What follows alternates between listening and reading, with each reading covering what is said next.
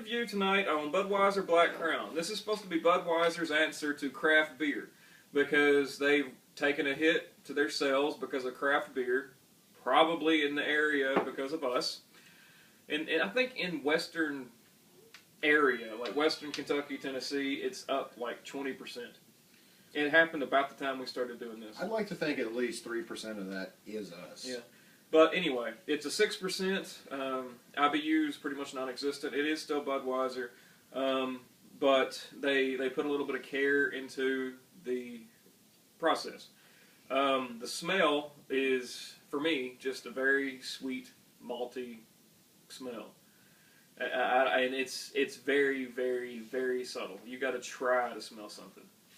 All I got was your standard watery lager scent. I didn't get much of the malt. Fizzy, there's no nose for it for me on this one. I was hoping for it. I came in, fingers crossed, really thinking there was going to be something different. Wasn't. Straight off the nose. Could be Budweiser, could be Bud Light, could be Fiji. There's no way to tell.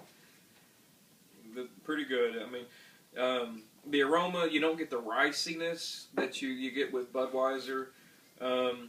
It's a little bit more there for me than Bud Light.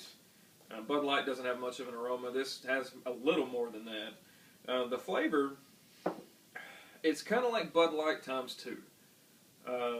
A lot more color. I mean, the color is great, but color is easy to fake in a beer. The color is really good, but it's not a whole lot to the flavor. On the first bit of mouthfeel, it's very carbonated. It's not bad.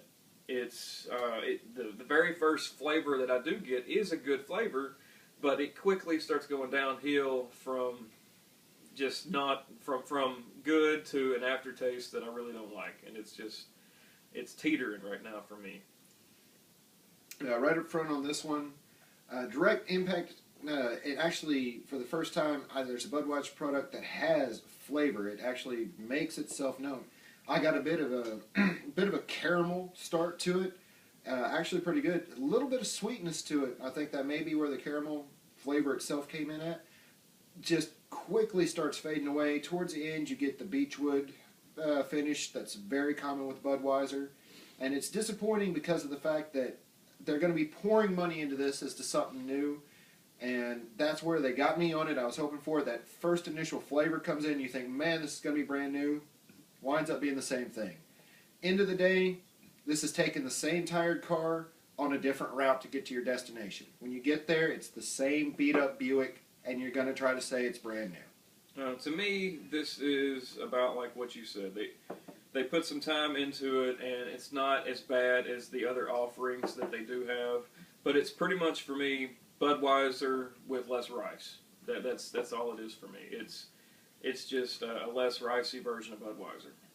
It makes it better than Budweiser because of that, but that doesn't make it a good beer. I will say, of the Budweiser families, this would be the one I go with over the rest of your standard offerings of the red and white, the Bud Light, the water. The Select. This one is easily the one that I would choose if I was just at an Anheuser-Busch party. But again, you're standing on the tallest step ladder. You're not really getting anywhere. There's just not much to say.